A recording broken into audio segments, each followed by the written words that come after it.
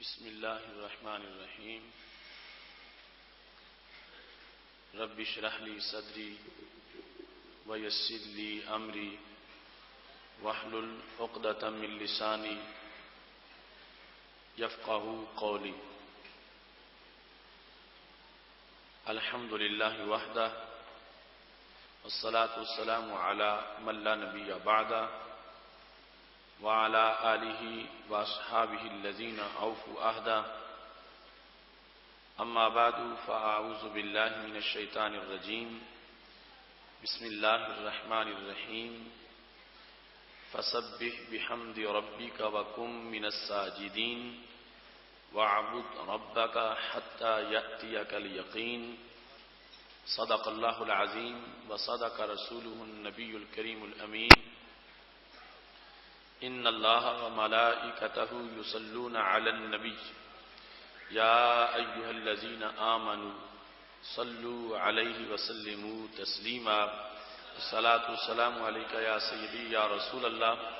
وعلی آلک واصحابک یا حبیب اللہ.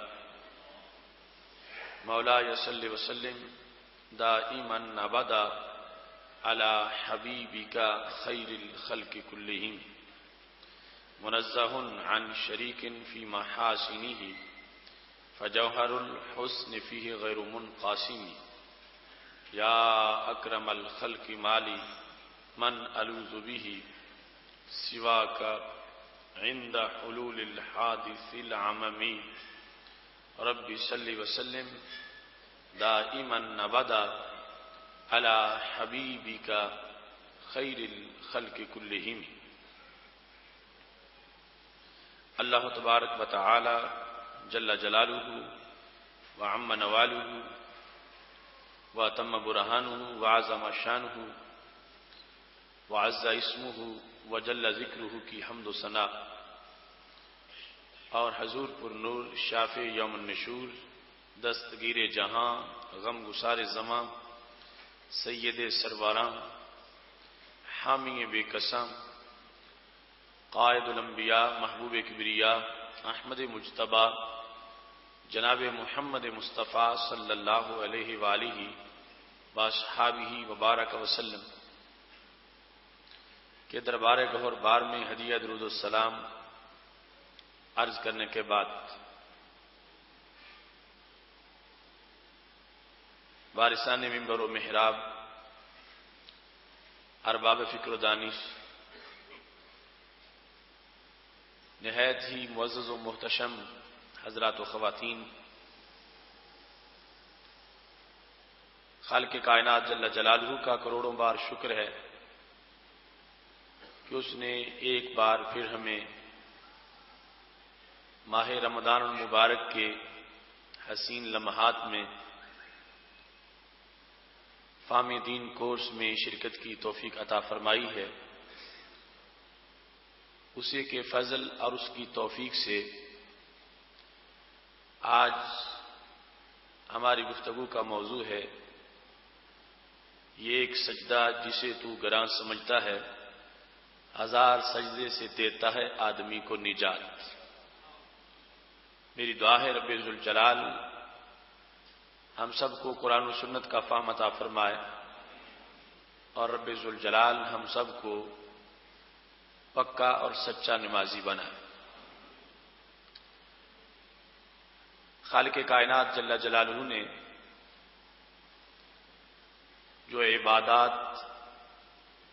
ہم پہ لازم کی ہیں، نماز ان میں سر فہرست ہے. نماز بندے کی رب سے ملاقات ہے. نماز انسان کی انسانیت اور اس کے کمالات کا زینہ ہے. نماز دن میں 5 مرتبہ انسان کے احساس کی تازگی کا سبب ہے. نماز دنیا میں مومن کے سینے کا نور اور عقبہ میں فردوس کے بالا خانوں کی چاندنی ہے. نماز جہنم سے چھٹکارے اور جنت کی مہمانی کی بہت بڑی دلیل ہے۔ رب ذوالجلال سے دعا ہے کہ خالق کائنات جل جلالہ ہمیں جامع اور کامل خشوع و خضوع والی نماز ادا کرنے کی توفیق عطا فرمائے۔ اللہ کا کتنا فضل ہے کہ اس نے ہمیں دولت ایمان سے مالا مال کیا، ہمیں اپنی ذات پر ایمان اور اپنے محبوب حضرت محمد مصطفیٰ صلی اللہ علیہ وسلم پر ایمان کی عظمتوں سے مالا مال فرمایا،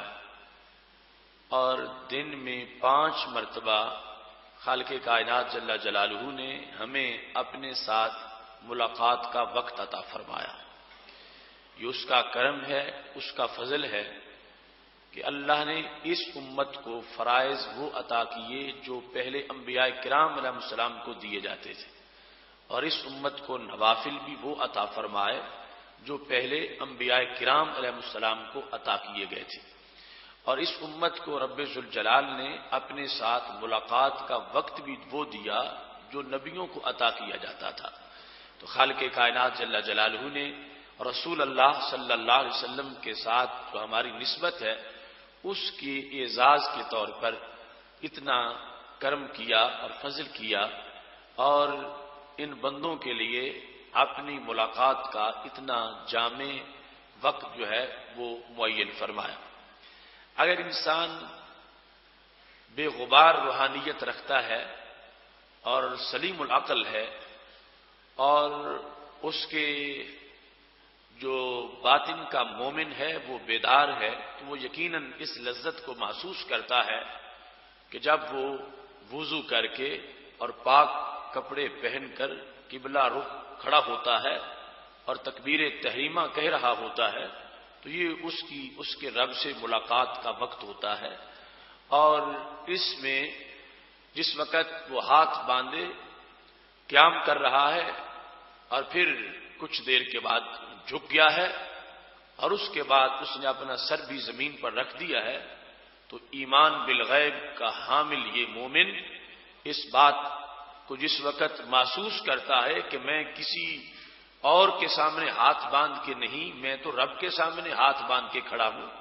اور میں رب کے لیے جھک رہا ہوں اور میں رب کو سجدہ کر رہا ہوں، تو یقیناً ایسی چاشنی میسر آتی ہے کہ جس کو لفظوں میں بیان نہیں کیا جا سکتا۔ یہاں تک کہ حالت سجدہ کو حدیث شریف میں یوں کہا گیا کہ وہ گویا کہ اللہ کے قدموں میں سجدہ کر رہا ہے، یعنی جس طرح کہ رب ذوالجلال کے ہاتھ اس کی شان کے لائق، ایسے اس کی قدم بھی اس کی شان کے لائق۔ یہ بات متشابہات میں سے ہے، لیکن یہ انداز ہے کہ ایک انسان اپنے رب کے سامنے پہلے کھڑا تھا، پھر جھک گیا، اور پھر اپنے رب کی عزت کے پیش نظر، اپنے رب کے معبود ہونے کا جو وصف ہے اس کی عبادت کے پیش نظر یہ اس کے لیے جھکا ہے، اور اس نے اپنی پیشانی بھی زمین پر رکھ دی ہے اور اپنے ایمان بالغیب کو عملاً ثابت کرتے ہوئے یہ لذت محسوس کر رہا ہے کہ رب ذوالجلال نے مجھے اپنے دربار میں حاضر ہونے کی اجازت عطا فرمائی ہے۔ اس سلسلہ میں قرآن مجید برہان رشید کی جو آیہ کریمہ میں نے آپ کے سامنے تلاوت کی ہے، خالق کائنات جل جلالہ ارشاد فرماتا ہے فسبح بحمد ربک، تو اپنے رب کو سراہتے ہوئے اس کی پاکی کو بیان کرو، وَقُم مِّنَ السَّاجِدِينَ، اور سجدہ کرنے والوں میں شمار رہو، سجدہ کرنے والوں کے اندر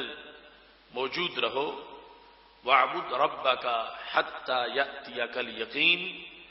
اور اپنے رب کی عبادت کرو یہاں تک کہ موت آ جائے، یعنی عبادت اور سجدے کی جو کیفیت تمہیں میسر ہے اس سے کوئی انقطاع نہ ہو، اس کے اندر دوام ہو، اور اس دوام کی حالت میں انسان کی پوری زندگی جو ہے وہ مکمل ہو جائے کہ جن اوقات مخصوصہ میں رب ذوالجلال نے حکم فرمایا ہے ان اوقات کے اندر یہ بندہ کبھی بھی غیر حاضر نہ ہو، کہیں ہو، کسی دیش میں، کسی شہر میں، کسی مکان پر، لیکن وہ اوقات مخصوصہ کے آتے ہی اپنے رب کے دربار میں فوراً حاضر ہو جائے۔ رسول اللہ صلی اللہ علیہ وسلم صحابہ کرام علیہ رضوان سے اس موضوع پر جب خطاب فرما رہے تھے تو فرمانے لگے اذا مررتم بریاض الجنت فرتعوا، جب صحابہ جنت کے باغات سے گزرتے ہو تو کچھ کھا پی لیا کرو۔ تو صحابہ کرام علیہ رضوان نے پوچھا یا رسول اللہ صلی اللہ علیہ وسلم جنت کے باغات سے مراد کیا ہے؟ چونکہ ہم زمین پر ہیں، جنت آسمانوں پر ہے، اور ہم اپنے گلی محلے میں گزر رہے ہوں تو جنت کے باغات سے ہمارا کیسے گزر ہو سکتا ہے؟ تو ہمارے آقا صلی اللہ علیہ وسلم نے اس کی وضاحت فرمائی، فرمایا ریاض الجنت المساجد، مسجدیں جنت کے باغات ہیں، اور مسجد میں سجدہ کرنا یہ جنت کا پھل کھانا ہے۔ تو یہ مسلم سوسائٹی ہے جس کو یہ اعزاز بخشا گیا کہ اس کے ہر محلے میں جنت موجود ہے، جنت کے باغات موجود ہیں، اور پھر ان باغات میں ڈیوٹی لگا دی گئی ہے، جو مؤذن اذان دے رہا ہے وہ جنت کی طرف بلا رہا ہے اور دعوت دے رہا ہے، اور مومن کو یہ احساس دیا گیا ہے کہ جنت بہت تمہارے قریب ہے، اور اس کے باوجود بھی تم جنت کی طرف نہ آؤ تو پھر تم اپنی سستی اور کوتاہی کو کوس سکتے ہو، اللہ کے فضل پر شکوہ نہیں کر سکتے۔ خالق کائنات جل جلالہ نے جنت تمہارے پڑوس میں آباد کر دی ہے، اور جنت کو پڑوس میں آباد کر کے پھر دعوت کا انتظام بھی کیا ہے۔ حی علی الصلاۃ سے دعوت مل رہی ہے، اور پھر بہت دور نہیں، بہت قریب وہ منظر ہے کہ جہاں انسان پہنچتا ہے تو خالق کائنات جل جلالہ اس کو اس عمل کی بنیاد پر جنت عطا فرما دیتا ہے۔ رسول اللہ صلی اللہ علیہ وسلم جب نماز کی اہمیت کو بیان کر رہے تھے تو آپ نے یہ ارشاد فرمایا الصلاۃ عماد الدین، نماز دین کا ستون ہے، فمن اقامها فقد اقام الدین، جس نے نماز کو قائم کیا اس نے دین کو قائم کیا، ومن ترکها فقد ہدم الدین، جس نے نماز کو ترک کر دیا اس نے اپنے دین کا محل گرا دیا، اس نے اپنا دین جو ہے وہ نیست و نابود کر دیا۔ تو اس سے پتہ چلتا ہے کہ انسان جس کو ہر وقت دین کی ضرورت ہے اور وہ دین پر ہوتے ہوئے دنیا سے جانا چاہتا ہے، تو اس کا دین، اس کا ایمان اس کے لیے باقی تب رہے گا جب وہ نماز کا پابند رہے گا اور نماز کے ساتھ اپنا تعلق جو ہے وہ مضبوط رکھے گا۔ اور اگر اس نے نماز کو ترک کر دیا تو خود اس نے اپنے دین کے محل کو گرانے کے لیے خود سازش کی ہے، اپنا دین اس نے خود معاذ اللہ تباہ و برباد کر لیا۔ تو رسول اللہ صلی اللہ علیہ وسلم یہ واضح کرنا چاہتے ہیں کہ جب ہر مومن کو اپنا دین پسند ہے اور وہ چاہتا ہے کہ میں دین دار ہوتے ہوئے، دین پر قائم رہتے ہوئے میری روح نکلے، فرمایا اس دوام کے لیے اس کے لیے نسخہ یہ ہے کہ وہ ہمیشہ نمازی رہے، تاکہ جب بھی روح نکل رہی ہو تو ایک نماز پڑھ چکا ہو، دوسری نماز کی طرف بڑھ رہا ہو، یا نماز کی کیفیت میں ہو یا نماز کے انتظار میں ہو، ایسے میں اس کی روح پرواز کرے گی تو رب ذوالجلال اس کو اس پر اس انداز کی موت عطا فرمائے گا کہ وہ کامل دین کی شکل میں دنیا سے رخصت ہو رہا ہوگا۔ سید عالم نور مجسم شفیع معظم صلی اللہ علیہ وسلم نے ایک مقام پر یہ بھی ارشاد فرمایا جس کو طبرانی نے معجم کبیر میں روایت کیا ہے، فرمایا لا دین لمن لا صلاۃ لہ، جس بندے کی نماز نہیں ہے اس کا دین نہیں ہے، دین اس کا ہے جو نمازی ہے، اور جو نماز کو چھوڑتا ہے اس کا دین نہیں ہے۔ انما موضع الصلاۃ من الدین کموضع الرأس من الجسد، فرمایا جس طرح جسم میں سر کا مقام ہے ایسے ہی دین میں نماز کا مقام ہے۔ اب جسم میں سر کا مقام ایسا ہے، سر کٹ جائے تو پھر وہ انسان کی جو زندگی ہے وہ پھر برقرار نہیں رہ سکتی۔ جسم کا تعارف سر سے ہے، جسم کی پہچان سر سے ہے،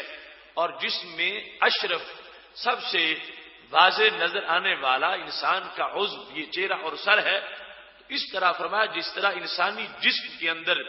سر کی حیثیت ہے، ایسے ہی رب ذوالجلال نے بندے کے دین میں نماز کو حیثیت عطا فرمائی ہے۔ تو جو اپنے دین کو کامل بنانا چاہتا ہے اور اپنے دین کو پرنور رکھنا چاہتا ہے اور چاہتا ہے کہ اس کے دین کا امتیاز ہو، اس کے دین کی پہچان ہو، تو ہمارے محبوب علیہ الصلوۃ والسلام ارشاد فرماتے ہیں اسے نماز کا مکمل پابند ہونا چاہیے، جتنی بھی مصروفیت ہو وہ پھر بھی اس مصروفیت سے قیمتی حاضری اللہ کے دربار کی سمجھے کہ رب نے جو احکم الحاکمین ہے اس نے مجھے ملاقات کا وقت دیا ہے اور میں ٹائم لے کر پھر حاضر نہ ہوں تو یہ کتنی بڑی ایک جسارت ہوگی، کیونکہ بندہ مومن کا کلمہ پڑھ جانا اور مومن ہونا یہ ہے کہ اس نے رب سے ٹائم لے لیا ہے ملاقات کا، اللہ نے اس کو ٹائم دے دیا ہے۔ وہ کافر و مشرک تو بگھوڑا ہے، رب ذوالجلال کے دربار میں اس کی حاضری کا وقت نہیں ہے، وہ کلمہ پڑھے گا تو اس کی رجسٹریشن ہوگی اور پھر اس کے لیے کارڈ جاری ہوگا کہ اس کے لیے بھی ٹائم منظور کر دیا گیا ہے، یہ بھی حاضری دے لے۔ اور مومن کو تو ایمان کی بنیاد پر حاضری کا وقت عطا کر دیا گیا ہے۔ آج چھوٹے سے کسی دفتر میں جس نے ٹائم لیا ہوا ہو اور نہ جائے تو یہ اس کی ایک جسارت شمار ہوتی ہے، اور جس نے رب کے دربار سے ٹائم لیا ہوا ہے اور اللہ نے ٹائم دیا ہوا ہے اور ادھر ملاقات کا وقت ہو اور یہ اپنی دکان کھول کے بیٹھا ہو یا اپنے کھیت میں ہو یا کھلیان میں ہو یا اپنی دکان میں ہو مکان میں ہو یا اپنے دوستوں سے گپیں لگا رہا ہو تو معاذ اللہ کتنی بڑی جسارت قرار پائے گی۔ تو اس واسطے انسان کو یہ احساس اپنے اندر بیدار کرنا چاہیے کہ نماز تو ملاقات کا وقت ہے، اللہ سے ملاقات کا وقت، اور اللہ نے فضل کرتے ہوئے سرکار دو عالم صلی اللہ علیہ وسلم کے صدقے ہمیں ایسا ملاقات کا وقت دیا جو خاص لوگوں کی ملاقات کا وقت ہے، یعنی انبیاء کرام علیہ السلام جن اوقات میں اللہ سے ملتے رہے، یہ ہم 5 وقت وہ ہمارے لیے معین کیے گئے ہیں۔ اب ادھر اتنا خصوصی آنر ہمارے لیے ہے کہ ان کو عام وقت نہیں دینا، خاص وقت ان کو دینا ہے، خاص وقت میں یہ آئیں جس میں رحمتیں زیادہ ملتی ہیں۔ ادھر اتنا کوٹا کھلا ہے، رحمت کی برسات ہے، اللہ کی بخشش کی آوازیں آ رہی ہیں، اور ادھر یہ انسان اس کے مقابلے میں اپنے تھوڑے سے منافع کے لیے دکان کھول کے بیٹھا ہے، مسجد میں نہیں جاتا، نماز قضا ہو جاتی ہے، یہ گاہک کے انتظار میں رہتا ہے یا گاہک آ گیا ہے اس کی مصروفیت میں رہتا ہے۔ تو میرے محبوب علیہ الصلوۃ والسلام فرمانے لگے اس شخص نے اپنی پہچان خود ختم کر دی ہے، اس کے جسم میں جیسے سر کا مقام ہے ایسے ہی دین کے اندر نماز کا مقام ہے۔ تو جو شخص اس سلسلہ میں معاذلہ کوتاہی برتے گا اس کو اتنا بڑا نقصان ہوگا کہ اس کی 1000 دکانیں بھی وہ نقصان پورا نہیں کر سکتی۔ میرے محبوب علیہ السلام ارشاد فرماتے ہیں جس کی ایک نماز اثر رہ جائے کأنما وطر اہلہ ومالہ، وہ سمجھے کہ میرے سارے بیٹے مر گئے، میری ساری اولاد ہلاک ہو گئی، میرا سارا کنبہ معاذ اللہ وہ نیست و نابود ہو گیا، اور جتنا بھی میرا کاروبار تھا وہ سارے کا سارا تباہ و برباد ہو گیا۔ کیوں؟ ایک نماز اثر اس کی رہ گئی۔ تو پتہ چلا ایک نماز اثر سارے اہل و اولاد کے مقابلے میں زیادہ قیمتی ہے۔ ایک نماز اثر جو ہے اس پر انسان کو جو اجر ملتا ہے اور وہ جتنی انسان کے لیے مفید ہے، وہ فائدہ اولاد میں نہیں، وہ فائدہ عزیز و اقارب میں نہیں، وہ کنبے اور خاندان میں نہیں، اس نماز میں جو انعام ہے اللہ کا اور جو لذت ہے اور جو فائدہ ہے وہ انسان کے کروڑوں کے کاروبار میں نہیں۔ اس واسطے فرمایا کہ انما وہ تیرا اہلہ و مالہ، یہ سمجھنے کی بات ہے، اور سمجھتا وہی ہے جس کا دین کے ساتھ تعلق ہے۔ اب محبوب علیہ الصلوۃ والسلام فرما دیں کہ گویا کہ اس کا اجڑ گیا سب کچھ، مال بھی اور خاندان بھی، اور بندہ کہتا پھر نہیں میرا تو کچھ بھی نہیں اجڑا، میرا تو سب کچھ موجود ہے، تو پھر اس کو اپنے نفع نقصان کا پتہ ہی نہیں ہے۔ جو کچھ رسول اللہ صلی اللہ علیہ وسلم نے فرمایا ہے وہی صحیح ہے، وہی سچا ہے، اور اگر انسان کو احساس ہو جائے کہ اس کا نقصان کتنا ہو گیا ہے تو پھر آگے وہ ہمیشہ کے لیے اپنی نماز کے ناغے سے اور قضا سے بچتا رہے، ہمیشہ اللہ کے دربار میں موجود رہے۔ یہی احسان ہے ہم پر ہمارے آقا مولا صلی اللہ علیہ وسلم کا کہ ہمیں خود اپنے جس فائدے کی خبر نہیں ہے اور جس نقصان پر ہم مطلع نہیں ہیں، ہمارے محبوب علیہ الصلوۃ والسلام نے صدیوں قبل سب کچھ دیکھ کے ہمیں ہمارا ہر فائدہ بھی بیان فرما دیا ہے اور ہر نقصان سے بچانے کے لیے ہمیں جامع نظام عطا فرمایا ہے۔ ایسے ہی رسول اللہ صلی اللہ علیہ وسلم کا فرمان بخاری شریف میں موجود ہے۔ آپ ارشاد فرماتے ہیں کہ سید عالم نور مجسم شفیع معظم صلی اللہ علیہ وسلم کے اس فرمان کا یہ حصہ بڑا قابل غور ہے، اور یہ حصہ طبرانی کے الفاظ میں سے ہے، اول ما یحاسب به العبد یوم القیامت الصلاۃ، کہ سب سے پہلے قیامت کے دن جس چیز کا حساب ہوگا وہ نماز ہے۔ ينظر فی صلاتہ، حساب اس لحاظ سے بھی کیا جائے گا کہ اس کی نماز کو سب سے پہلے دیکھا جائے گا کہ نماز معیار ہے، باقی سارے اعمال بعد میں چیک کرنے ہیں، نماز کو معیار بنا دیا گیا ہے۔ ان صلحت صلح سائر عملہ، اگر بندہ نماز کے مسئلے میں کامیاب ہو گیا تو باقی سارے مسائل میں کامیاب ہو جائے گا۔ اگر نماز میں خرابی نہ نکلی، نماز میں کوتاہی نہ نکلی، نماز مسترد نہ ہوئی، اللہ کی طرف سے نماز کو معاذ اللہ مسترد نہ کر دیا گیا کہ تم نے یہ صحیح نہیں پڑھی، تو اب امید ہے کہ باقی سارے اعمال وہ بھی ایسے ہی مقبول ہو جائیں گے۔ اور اگر ایسی صورتحال ہو، ان فسد سائر عملہ، اگر نماز میں بندہ فیل ہو گیا اور نماز میں فساد نکل آیا، نماز میں خرابیاں نکل آئیں، نماز میں کوتاہیاں نکل آئیں، اور یا نماز کے لحاظ سے غفلتیں سامنے آ گئیں، تو پھر باقی سارے جو اعمال ہیں ان کے لحاظ سے بھی انسان جو ہے اس کو بہت زیادہ تشویش کا سامنا کرنا پڑے گا، اور سارے معمولات کے اندر خرابی جو ہے وہ کاؤنٹ کر لی جائے گی۔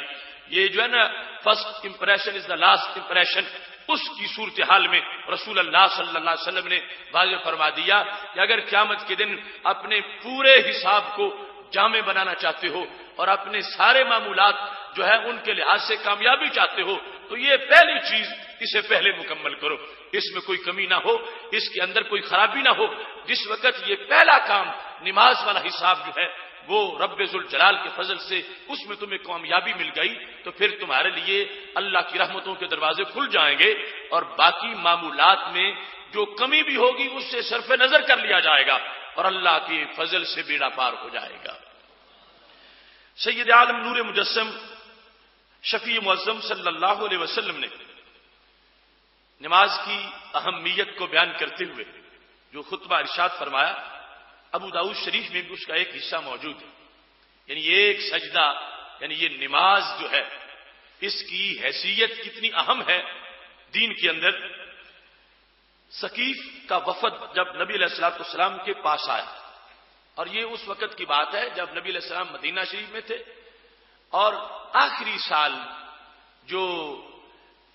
2-3 ہیں ان کے اہم واقعات میں سے یہ واقعہ، بلکہ یہ تو تبوک سے واپسی پر رمضان المبارک کے مہینہ میں رسول اللہ صلی اللہ علیہ وسلم کے پاس ثقیف کا وفد آیا، اور وہ دیکھنا چاہتے تھے کہ اسلام کیا ہے اور مسلمان کیا کچھ کرتے ہیں۔ جب وفد آیا تو رسول اللہ صلی اللہ علیہ وسلم نے ان کو مسجد میں ٹھہرایا۔ وجہ کیا تھا اس کی تھی، لیکون ارق لقلوبہم، تاکہ مسجد میں دیکھیں کہ مسلمان کیسے نماز پڑھتے ہیں، مسجد میں یہ دیکھیں کہ یہ عبادت کیسے کرتے ہیں، تہجد پڑھتے ہیں، تلاوت کرتے ہیں، اس لیے ان کو مسجد میں ٹھہرایا گیا۔ یعنی اس لیے نہیں کہ جیسے کچھ آج لوگوں کا خیال ہے کہ ہم مسجدیں عیسائیوں کے لیے کھول دیں کہ وہ اپنی عبادت آ کے کرتے رہیں، یہ بلایا گیا تاکہ نبی علیہ السلام دیکھ رہے تھے کہ مسجد آنے تک یہ اپنے دین پر ہیں، اور جب دیکھیں گے تو اس کے بعد دل ان کا ہوگا، دین ہمارا ہوگا۔ جب وہ لوگ آ کر انہوں نے دیکھا مسلم امہ کہ سپوت کیسے رب کو سجدے کرتے ہیں، کتنا خشوع ہے، خضوع ہے، سکون ہے، اور کرم کی برسات اور کرم کی برکھا جاری ہے، ان کا دل مائل ہو گیا کہ ہم بھی کلمہ پڑھیں، مگر انہوں نے اپنی طرف سے کچھ شرائط لگائی۔ شرائط لگاتے وقت فاشترطوا علیہ اللہ یحشروا، ولا یعشروا ولا یجبوا، 3 شرطیں انہوں نے لگا دی. کہنے لگے کہ ہم کلمہ پڑھتے ہیں مگر 3 چیزوں کی ہمیں چھٹی دے دی جائے. پہلی تو یہ ہے کہ اللہ یحشروا،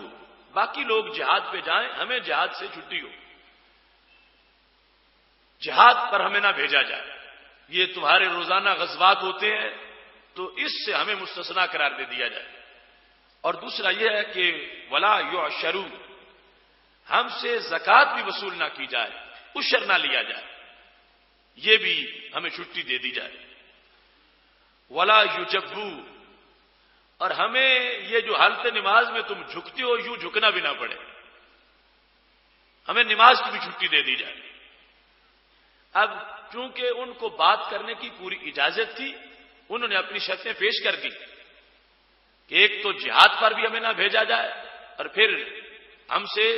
عشر بھی وصول نہ کیا جائے، اور ہمیں نماز کا بھی حکم نہ دیا جائے. باقی ہم سے کلمہ پڑھوا لو، ہم اللہ کو مانتے ہیں، ہم آپ کا کلمہ پڑھتے ہیں، آخرت کو مانیں گے، سب کچھ ایمانیات کے لحاظ سے باقی جو جتنا دین ہے وہ سارا مانیں گے، مگر 3 چھٹیاں ہمیں چاہیے. میرے محبوب علیہ الصلوۃ والسلام نے جب ان کی بات سنی تو قال رسول اللہ صلی اللہ علیہ وسلم، آپ نے فرمایا لکم اللہ تحشروا ولا تعشروا، وہ زبان جس کو سب کن کی کنجی کہیں اس کی نافذ حکومت پہ لاکھوں سلام. کون ہے جو اللہ کی فرض کی ہوئی چیزوں میں سے کسی کو چھٹی دے سکے؟ میرے محبوب علیہ الصلوۃ والسلام کا یہ اختیار ہے اور اللہ کی طرف سے دی ہوئی اتھارٹی ہے. اور ٹھیک ہے تم کلمہ اس طرح پڑھتے ہو تو میں تمہیں ایسے پڑھاتا ہوں، 2 چیزوں کی چھٹی تمہیں دے دیتا ہوں، باقی جہاد پہ جائیں تم نہ جاؤ، باقی عشر دیں تم عشر نہ دو. لیکن ولا خیر فی دین لیس فیہ رکوع،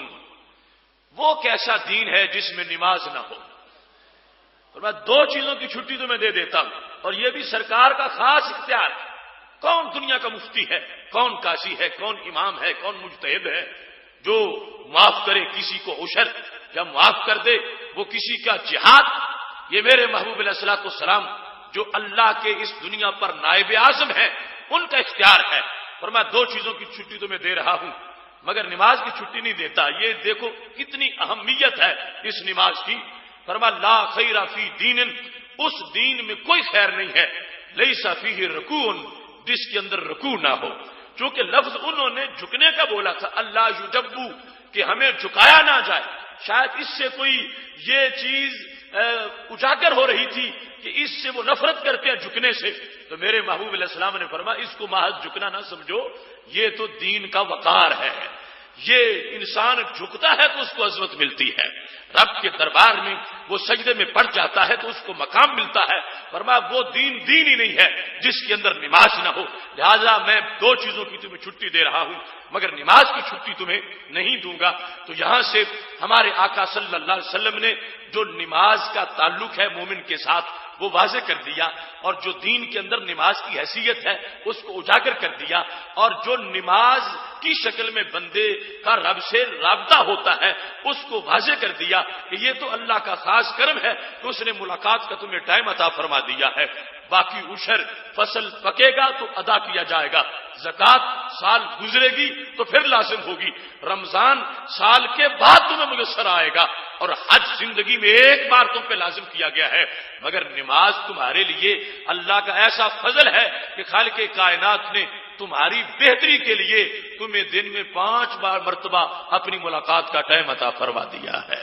کہ میرا بندہ مجھ سے بچھڑا نہ رہے، میرا بندہ مجھ سے دور نہ رہے. وہ تو شارک سے بھی قریب ہے، معاملہ تو اب بندہ اپنے آپ کو قریب سمجھتا ہے یا نہیں. تو اس بنیاد پر نماز کی جو انفرادیت ہے کہ یہاں سال کا انتظار نہیں ہے، یہاں حولان ہول کا انتظار نہیں ہے، یہاں 11 مہینوں کا انتظار نہیں ہے، یہاں استطاعت کا اور ذات راہ کا اور پھر جا کے حج کرنے کا انتظار نہیں ہے. یہاں روزانہ اس انسان کے فائدے کے لیے کہ اس کو اگر ملاقات نہیں ہوگی تو اس کو اضطراب ہوگا، بے چینی ہوگی، بے قراری ہوگی کہ دل کر رہا تھا رب سے ملنے کو مگر وقت نہیں مل رہا، اور شریعت نے انتظار میں ڈال دیا ہے خالق کائنات نے فرمایا ہم تمہیں انتظار میں نہیں رکھیں گے، تمہیں 5 وقت روزانہ کا ٹائم دے رہے ہیں، اور وہ ایسا ٹائم دے رہے ہیں کہ الانتظار للصلاۃ صلاۃ، کہ جو بندہ انتظار میں بیٹھا رہے گا اس کو نماز والا ہی ثواب عطا کر دیا جائے گا۔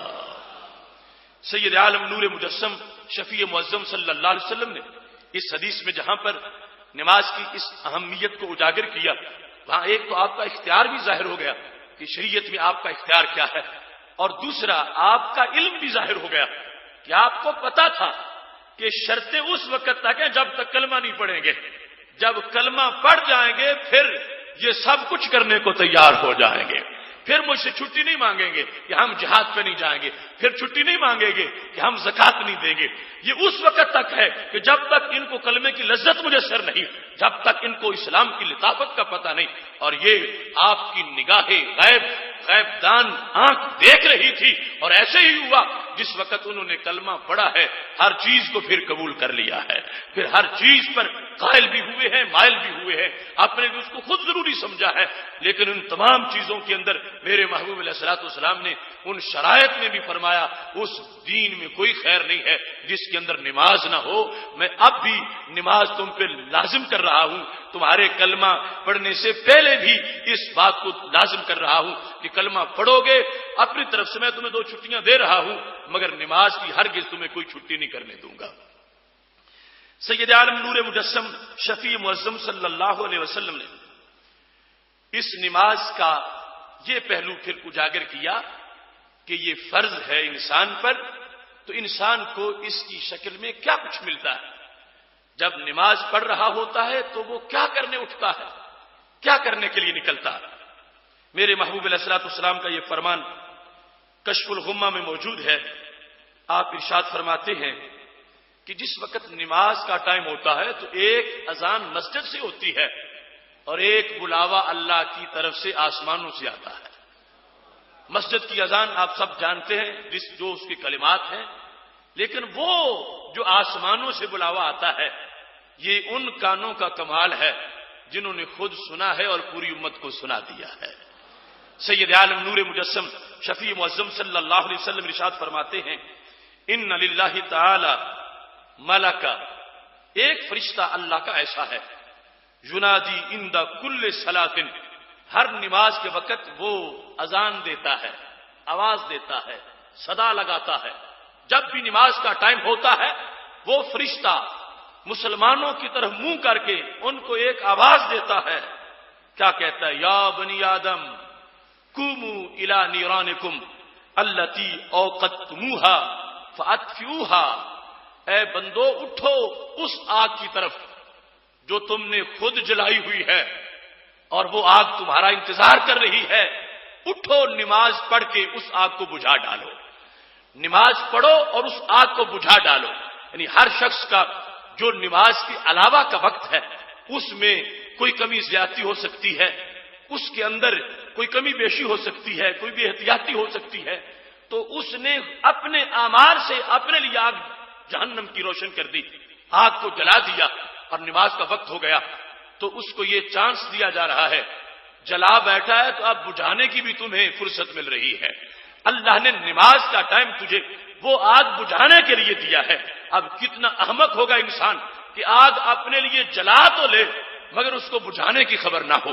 آگ جلاتا رہے مگر بجھانے کے لیے تیار نہ ہو۔ جس وقت ایک انسان نے نماز فجر ادا کی، ظہر تک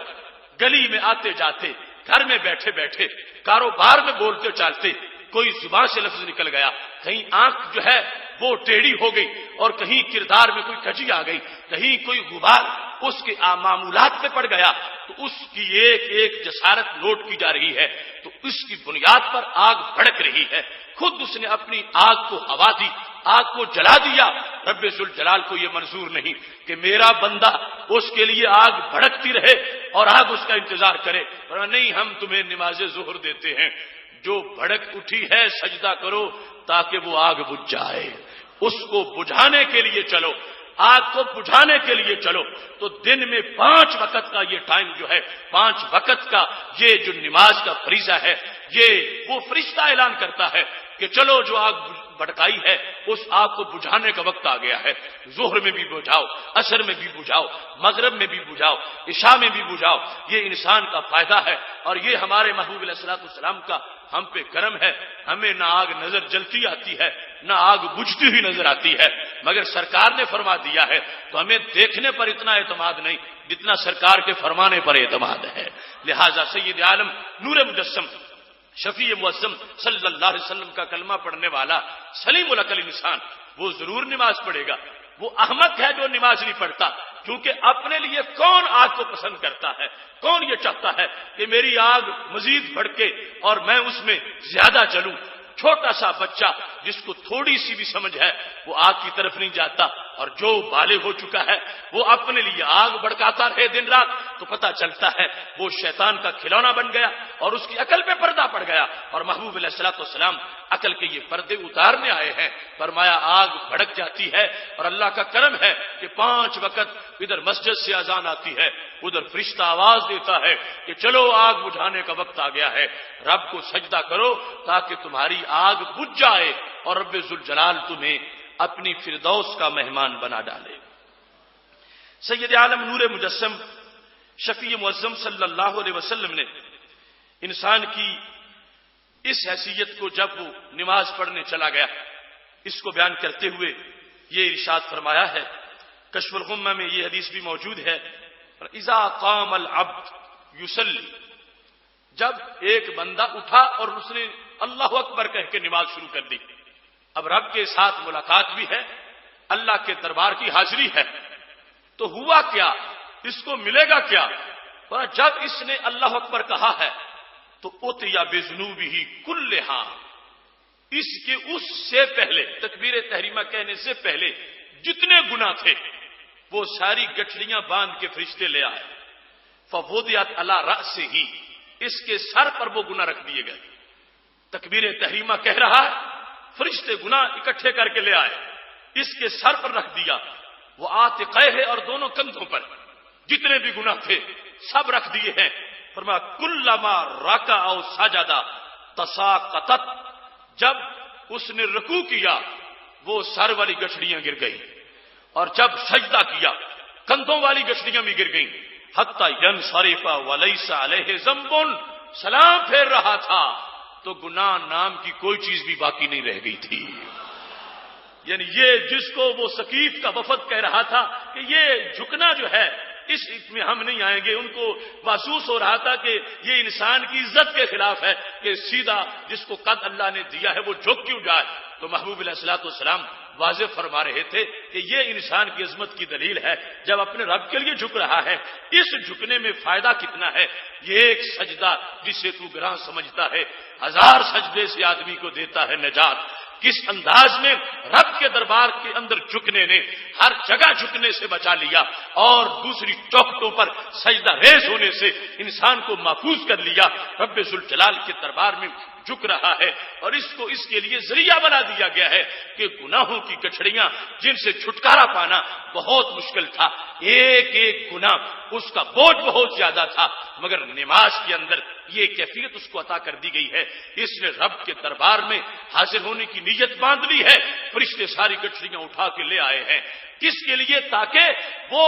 گناہ جو ہے جن کا اس نے خمیازہ بھگتنا ہے یہ ان سے بری ہو جائے، سبک دوش ہو جائے. لہذا سر جھکاتا ہے رکوع میں، کرتا ہے رکوع تو پھر بھی گناہ ہٹ جاتے ہیں، جھڑ جاتے ہیں، معاف ہو جاتے ہیں. اور جس وقت وہ سجدے میں چلتا ہے ہر قسم کی آلودگی دور ہو جاتی ہے. بلکہ ایک حدیث شریف میں یوں آتا ہے کہ کانما خاض فی رحمتہ، پہلے تو صرف جھکا تھا اور جب سجدہ کیا ہے اب اس نے اللہ کی رحمت میں غوطہ لگا دیا ہے، رب کی رحمت میں ڈوب گیا. ایک جگہ یہ لفظ آ گئے کہ گویا کہ اللہ کے قدموں پہ سجدہ کر رہا ہے، اور دوسرا یہ ہے کہ رحمت کے سمندر میں بالکل ڈوب گیا ہے، غوطہ لگا دیا ہے. یہ فرامین ہمارے محبوب علیہ الصلوۃ والسلام کے ہمارے لیے مشعل راہ ہے. ہم نماز پڑھتے ہیں اللہ کے فضل سے، اور پھر ہماری کیفیات جو ہیں ان کی بڑی اصلاح کی ضرورت ہے. جو آتا ہی نہیں وہ بھی پکی توبہ کرے کہ کوئی وقت آج کے بعد ایسا نہیں گزرے گا کہ جب فرشتہ آواز دے رہا ہو کہ چلو آگ بجھاؤ اور میں پھر مزید آگ جلانے کی کوشش کر رہا ہوں گا، بلکہ توبہ کرتا ہوں کہ ہر نماز کا وقت آتے ہی اللہ کے دربار میں سربہ سجود ہو جاؤں گا. اور ساتھ ہی یہ کیفیت بھی ذہن میں ہونی چاہیے کہ رکوع کرتا ہوں تو کیا کرتا ہوں, سجدہ کرتا ہوں تو کیا کرتا ہوں, میں کہاں کھڑا ہوں, کس کے سامنے میری حاضری ہے, کس کے قدموں میں میں نے سر رکھ دیا ہے, اور کوئی کس انداز میں وہ رب مجھے نواز رہا ہے. اس بنیاد پر سید عالم نور مجسم شفیع معظم صلی اللہ علیہ وسلم نے جہاں سجدے کا حکم فرمایا ہے وہاں ہمیں سجدے کی لذتوں سے آگاہ بھی فرمایا ہے. ایسے ہی سید عالم نور مجسم شفیع معظم صلی اللہ علیہ وسلم کا یہ فرمان صحیح بخاری شریف میں موجود ہے اور اتنا جامع مضمون ہے. ہمارے محبوب علیہ الصلوۃ والسلام ارشاد فرماتے ہیں من توضا نحو وضوئی ھذا. صحابہ کرام علیہم رضوان کے سامنے وضو کیا ہمارے محبوب علیہ الصلوۃ والسلام نے اور فرمایا جس نے وضو کیا میرے اس وضو کی طرح. مطلب کیا, اس طریقے پر, کیونکہ امتی کے وضو کا وہ مقام تو ہو ہی نہیں سکتا جو محبوب علیہ السلام کے وضو کا ہے. اس وضو کے کمالات اور ہیں, درجات اور ہیں. تو مثل کا جو لفظ بولا ہے نحو وضوئی, میرے وضو کی طرح, مطلب ہے میرے طریقے کے مطابق. اور یہ اعزاز ہے اور یہ بھی احسان ہے ہمارے محبوب علیہ الصلوۃ والسلام کا. اگر سید عالم صلی اللہ علیہ وسلم کے طریقے کو چھوڑ کر کوئی 20 گھنٹے بھی اپنے آپ کو دھوتا رہے تو اس کی وہ گناہوں کی میل دور نہیں ہوگی جو ادھر 5 منٹ کے وضو میں دور ہو جائے گی. یعنی وہ 20 گھنٹے میں کتنے شیمپو استعمال کرے, کتنے صابن استعمال کرے, کیا کچھ کرتا رہے, کتنی بار رگڑ رگڑ کے اپنے اعضاء کو دھوتا رہے اور سارے اعضاء کو الٹا سیدھا وہ ملتا رہے, اس کو کچھ نہیں میسر آئے گا. یہ سنت طریقے کا کمال ہے. فرمایا جس نے میرے طریقے کے مطابق یہ مختصر سا وضو کر لیا جس میں پورے بدن کو نہیں دھوا جا رہا, چند اعضاء جو ہیں دھوئے جا رہے ہیں, پھر مسح کیا جا رہا ہے, جو جیسے میں کرتا ہوں ایسے جس نے کیا, رب ذوالجلال نے میری سنت کے صدقے اس پر اتنا کرم کرنا ہے کہ تھوڑے سے وقت میں اسے بہت کچھ مل جائے گا. فرمایا میری طرح اس نے وضو کر لیا, صلی رکعتین, پھر اس نے 2 رکعتیں پڑھ لی. وضو کیا اور وضو کے بعد 2 رکعتیں پڑھ لی. اب یہ فرائض کی بات نہیں, فرائض کے علاوہ بھی, تو جب علاوہ ہے تو فرائض میں تو یہ کیفیت بطریق اولا ہونی چاہیے. فرمایا اس نے وضو کیا میرے طریقے کے مطابق اور اس کے بعد اس نے 2 رکعتیں پڑھی, مگر شرط اس میں یہ ہے لا یحدث فیہا نفسا, لا یحدث فیہما نفسا. ان 2 رکعتوں کے اندر وہ اپنے آپ سے باتیں نہ کرے. نماز میں ہم اوروں سے تو باتیں نہیں کرتے, شروع میں نماز کے اندر باتیں بھی ہوتی تھی, کلام ہوتا تھا, پھر منع کیا گیا. تو اب اس منع کے بعد پھر انسان اپنے آپ سے باتیں کرتا ہے, یعنی اپنے ضمیر سے دل میں سوچ رہا ہے فلاں چیز کہاں پڑی ہے, فلاں جگہ جانا ہے, فلاں جگہ گیا تھا, ایسا ہوگا, یہ ہے کلام نفسی. تو میرے محبوب علیہ الصلوۃ والسلام چونکہ حبیب قلوب بھی ہیں اور طبیب قلوب بھی ہیں, دیکھ رہے تھے قیامت تک کہ نمازوں کے لحاظ سے امت میں مرض کیا پیدا ہو جائے گا کہ جو آ جائے گا اللہ کے دربار میں شیطان پھر اس کو گمراہ کرنے کی کوشش کرے گا اور اس کی نماز کو خراب کرنے کی کوشش کرے گا. تو میرے نبی علیہ الصلوۃ والسلام نے معیار اور قسمت اسی لحاظ سے دیا. فرمایا میں بہت بڑے انعام کا اعلان کرنے والا ہوں, اس انعام سے پہلے شرطیں بھی سن لو. فرمایا جس نے وضو کیا میرے طریقے کے مطابق, اگرچہ فرض نہیں وہ 2 نفل پڑھتا ہے مگر کیسے پڑھتا ہے, لا یحدث فیہما نفسہ, ان 2 نفلوں کے اندر تکبیر تحریمہ سے لے کر سلام پھیرنے تک اس نے اللہ کے خیال کے سوا کوئی خیال نہیں کیا. یہی سوچتا رہا کہ رب کے سامنے ہوں, رب کے سامنے حاضر ہوں, رب سے بول رہا ہوں, رب سے بات کر رہا ہوں, رب سے ملاقات کر رہا ہوں. فرمایا اس انداز میں اس نے اس پورے وقفے میں اور کہیں توجہ ہی نہیں کی اور کوئی خیال ہی نہیں کیا, اپنے دماغ اور اپنے نفس میں کسی اور چیز کو جگہ ہی نہیں دی. فرمایا جس نے اس انداز میں 2 نفل کعبے میں نہیں اپنے گھر میں مسجد میں پڑھ لیے, غفر لہ ما تقدم من ذنبہ, اس کے جتنے پہلے گناہ تھے اللہ نے سب کو معاف فرما دیا ہے. 2 رکعتیں, صرف 2 رکعتیں. جس وقت ایک انسان اس انداز میں صحیح وضو کر کے وہ فرائض نہ صرف نفل ہی ہو وقت ہے نفل پڑھنے کا اور ان میں وہ نفل پڑھ لیتا ہے، اور اگرچہ اس کو کعبہ شریف میسر نہیں ہے کہ وہاں جا کے پڑھے، اس کو کسی مسجد میں جانے کا بھی ان نفلوں کے لیے وقت نہیں ملا، وہ روئے زمین کے کسی کونے پر اپنے گھر میں بھی وہ 2 رکعت نفل اگر اس انداز میں ادا کر رہا ہے تو اس نے ہر چیز کا خیال اپنے دماغ سے نکال دیا ہے۔ تو میرے محبوب علیہ السلام فرماتے ہیں میں ضمانت دے رہا ہوں اس عمل پر اس کے پہلے سارے گناہوں کو معاف کر دیا جائے گا۔ سید عالم نور مجسم شفیع معظم صلی اللہ علیہ وسلم نے عظمت نماز اور اس سجدے کے احساس کو اجاگر کرنے کے لیے بار بار اپنی امت کو متوجہ کیا اور پھر مثالوں کے ساتھ سمجھایا کہ کیا فائدہ اور کتنا عظیم فائدہ اور پھر انسان کا فائدہ نماز میں ہے۔ اللہ تو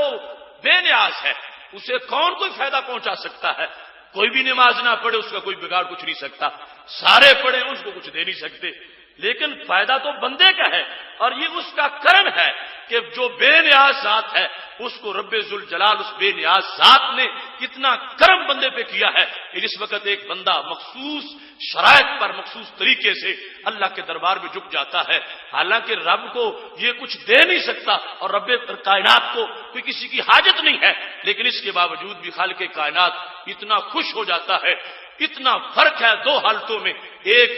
نماز سے پہلے کی اور دوسری نماز جو کامل پڑھی اس کے بعد کی۔ پہلے تھا تو گٹھڑیاں کندھوں پہ تھی گناہوں کی، لیکن جب سلام پھیر رہا ہے تو ہر گناہ سے اس کو پاک کر کے پھر ماحول کے سپرد کیا جا رہا ہے۔ سید عالم نور مجسم شفیع معظم صلی اللہ علیہ وسلم نے اس سلسلہ میں تقریر کرتے ہوئے ایک خوبصورت مثال سے اس بات کو واضح کیا۔ حدیث کی عام کتابوں کے اندر وہ حدیث مختصر ہے، لیکن موجم کبیر جو طبرانی کی اس میں وہ حدیث تفصیل سے ہے، اور عام زبان زدہ خلائق ہے وہ حدیث شریف کہ نماز پنجگانہ کو 5 نہروں سے تشبیہ دی گئی، مگر اس حدیث کے اندر رسول اللہ صلی اللہ علیہ وسلم کا انداز جو ہے وہ بڑا عجیب انداز ہے۔ حضرت ابو سعید خدری رضی اللہ تعالیٰ عنہ کہتے ہیں کہ انہوں نے رسول اللہ صلی اللہ علیہ وسلم سے اس بات کو سنا، ہمارے محبوب علیہ الصلوۃ والسلام فرما رہے تھے الصلوات الخمس کفارات ما بینہما، کہ 5 نمازیں جو ہیں 5 نمازیں ان میں ہر بعد والی نماز پہلی نماز سے لے کر اس تک جتنا وقت گزرتا ہے وہ بعد والی نماز پہلی نماز کے وقت سے لے کر بعد کے وقت تک جتنا وقت گزرا ہے سب کے گناہوں کے لیے کفارہ بن جاتی ہے۔ اب اس کو کہ بعد والی نماز سے گناہ جھڑ جاتے ہیں، پہلی کے بعد جتنے گناہ انسان سے ہو گئے، یعنی کوشش تو یہ ہے کہ بچا رہے، اور پھر بھی یعنی اس میں چونکہ جہان میں رہتے ہوئے اس سے کوئی خلاف اولا اور اس طرح کی چیزیں بھی سرزد ہو سکتی ہے، تو میرے محبوب علیہ الصلوۃ والسلام اب بتانا چاہتے ہیں کہ جب بعد میں پڑھے گا بعد والی نماز اس کو کتنی بڑی طہارت عطا فرمائے گی۔ فرماتے ارائیت لو ان رجلا كان له معتمل بين منزله ومعتمله 5 انہار، فرمایا یہ سمجھو کہ جیسے ایک انسان کا ڈیرا ہو، معتمل کہتے ہیں جائے عمل، یعنی خواہ وہ فیکٹری ہے خواہ وہ اس کا کھیت ہے جہاں وہ اس نے کام کرنا ہے اور جا کے اس نے دن گزارنا ہے، وہاں وہ کام کرے گا، اس پہ غبار پڑ جائے گا، اس کو پسینہ آ جائے گا اور کام کی وجہ سے اس کے کپڑے گندے ہو جائیں گے، اس کا بدن گندا ہو جائے گا۔ تو میرے محبوب علیہ الصلوۃ والسلام ارشاد فرماتے ہیں 5 نمازوں کی مثال کو سمجھنا ہے تو یوں سمجھو کہ ایک بندہ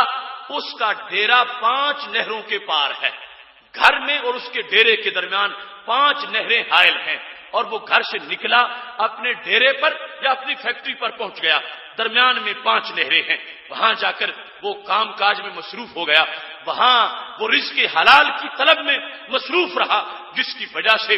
اس کے کپڑے گندے ہو گئے، اس کے ہاتھ گندے ہو گئے، اس کے بدن پر غبار پڑ گیا۔ اب فرما وہ واپس آنا چاہتا ہے، اب ڈیرے سے واپس آتا ہے، ایک نہر سے گزر کے آئے گا، پھر دوسری میں داخل ہوگا، پھر تیسری میں داخل ہوگا، پھر چوتھی میں، پھر گھر آنے تک 5ویں میں داخل ہو کے گھر داخل ہوگا۔ اور میرے صحابہ جس کے گھر اور ڈیرے کے درمیان 5 نہریں موجود ہیں جن کو اس نے داخل ہو کے کراس کرنا ہے، تو اس پر ڈیرے پر ہونے کی وجہ سے جو گندگی پڑ گئی تھی، جو اس کو آلودگی کا سامنا ہو گیا تھا، اور میں پہلی نہر سے گزرا ہے تو کچھ وہ آلودگی صاف ہو گئی ہے، دوسری سے گزرا ہے مزید صاف ہو گئی ہے، تیسری سے گزرا ہے مزید صاف ہو گئی ہے، چوتھی سے گزرا ہے مزید اس کا بدن صاف ہو گیا ہے۔ فرمایا جب پانچویں سے گزر کے گھر داخل ہو رہا ہوگا تو سارے داغ اس کے بالکل ختم ہو چکے ہوں گے۔ فرمایا ایسے ہی یہ دن رات کے اوقات ہیں، اور ان میں پھر یہ 5 وقت جو ہیں وہ نماز کے ہیں، تو یہ دن رات کا پیریڈ اس کو طے کر کے بندے نے اپنی آخرت کے منازل میں سے ایک منزل پوری کرنی ہے۔ جو سفر زندگی میں ایک دن ہے وہ مکمل کرنا ہے، اور اس کے درمیان اس کو آلودگی کا سامنا ہے، اور اللہ نے اس سفر میں پھر اس کے لیے 5 نہریں 5 نمازوں کی شکل میں بنا دی ہیں کہ اگر کہیں کوئی پہلی سے آلودگی رہ جائے تو دوسری صاف کر دے، اور دوسری سے رہ جائے تو تیسری صاف کر دے۔ 5 اوقات اتنے رحمت کے اپنی امت کو محبوب علیہ الصلوۃ والسلام نے عطا کیے، اور ان کی یہ حکمت بیان کر دی کہ ان کے اندر رب ذوالجلال نے انسان کے لیے اتنا سوز رکھا ہے، اتنا فائدہ ہے کہ نماز روح کی تازگی ہے، روح کی روشنی ہے اور باطن کا اجالا ہے۔ یہ ظاہر کی حرکتیں جو ہیں وہ صرف ظاہر تک محدود نہیں، حقیقت میں ان کا خاص ربط ہے باطن کے ساتھ، اور انسان کے باطن کو روشن کرنا یہ عبادات کا سب سے بڑا فلسفہ ہے۔ تو میرے محبوب علیہ الصلوۃ والسلام یہاں بھی ایمان بالغیب کی وضاحت کرتے ہوئے فرماتے ہیں کہ اس نماز کے ظاہری یہ جو ارکان ہیں ان کی طرف ہی تم محدود اپنی سوچ نہ رکھو، ان ارکان کو مکمل کرو گے تو رب ذوالجلال تمہیں دل کی طہارت اور صفائی عطا فرما دے گا۔ ایسے میں اس حدیث سے بھی وضاحت کرنا چاہتا ہوں،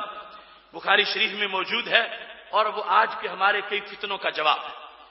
حضرت سیدنا ابو ہریرہ رضی اللہ تعالیٰ عنہ کہتے ہیں کہ رسول اللہ صلی اللہ علیہ وسلم مسجد شریف میں داخل ہوئے، مسجد نبوی شریف میں، تو ایک بندہ بھی آ گیا، نبی علیہ الصلوۃ والسلام تشریف فرما تھے، اس نے آ کے نماز پڑھنا شروع کر دی۔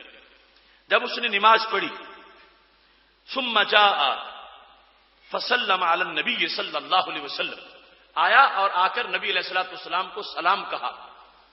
فرد علیہ النبی صلی اللہ علیہ وسلم السلام، تو ہمارے نبی علیہ السلام نے اس کے سلام کا جواب ارشاد فرمایا،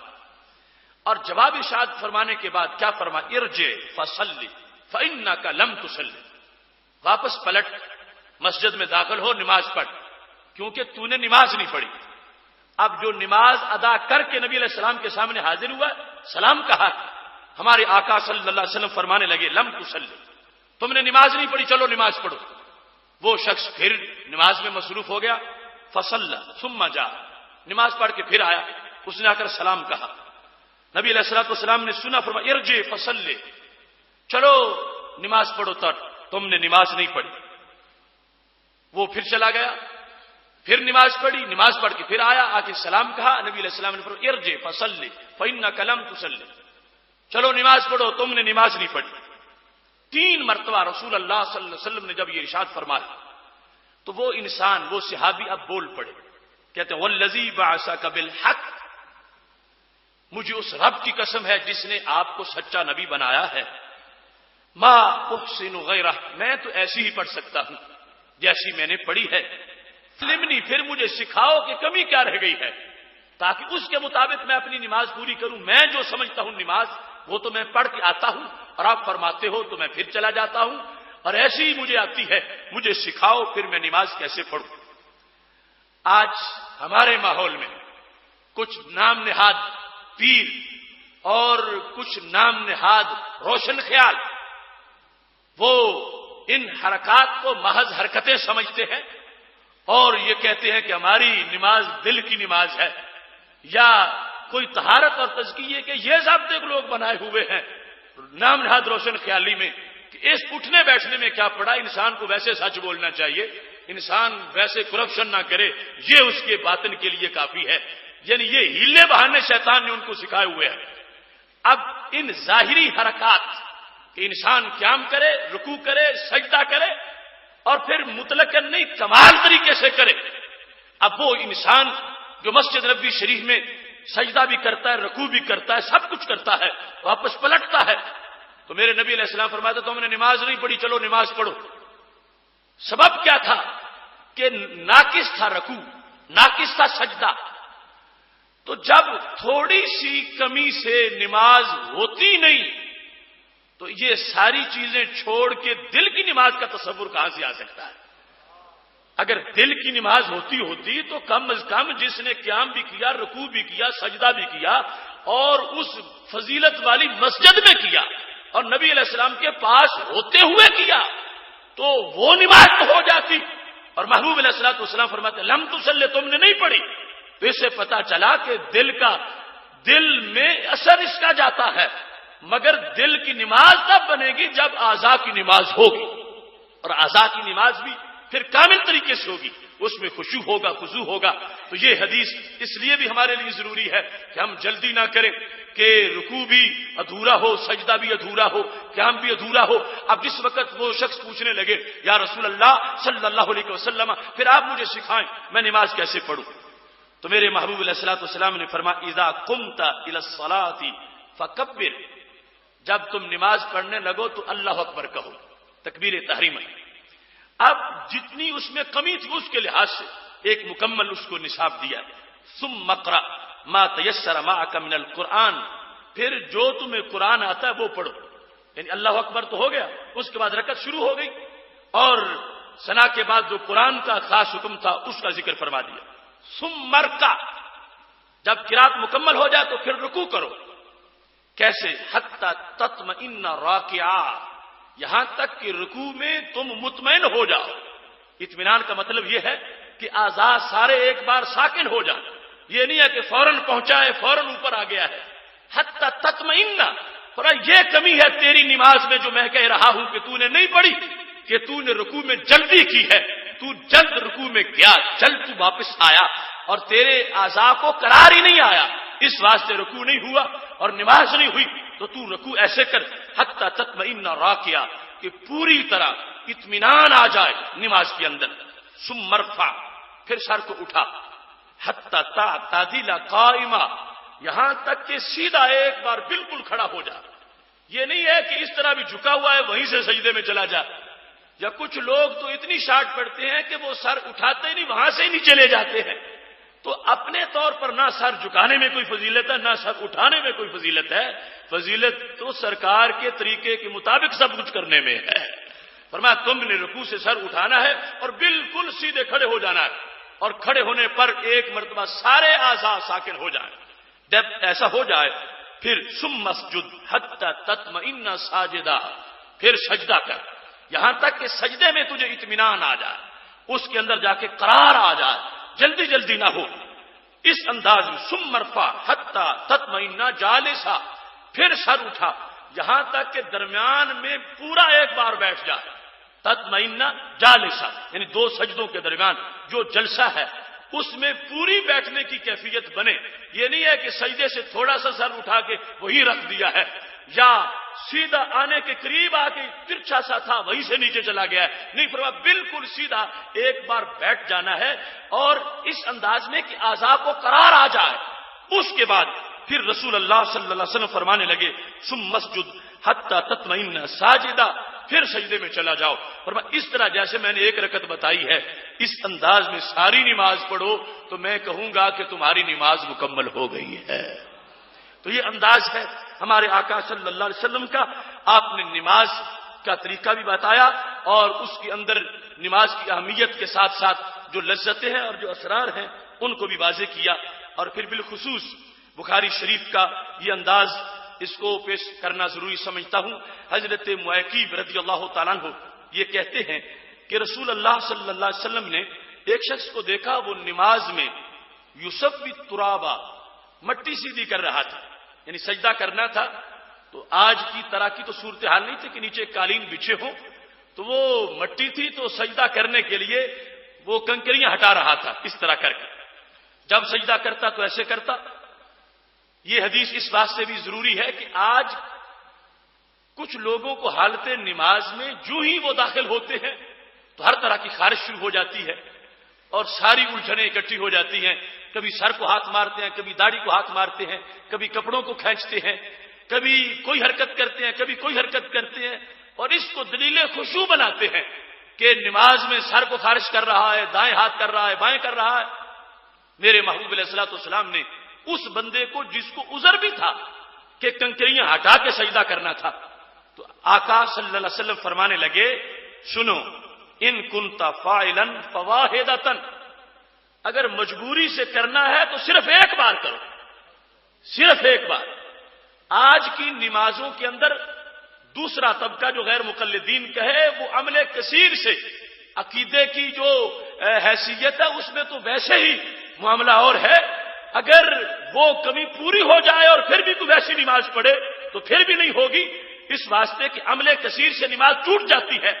اور میرے نبی علیہ الصلوۃ والسلام فرما رہے ہیں اگر کرنا ہے تو یہ نہیں ہے کہ بار بار ہاتھ مارتے رہو، ضرورت کے پیش نظر بھی اجازت نہیں دی، فرمایا اگر کرنا ہے تو واحدۃ، ایک بار کرو۔ یہ صحیح بخاری شریف ہے، اگر تم نے کیا کرنا بھی ہے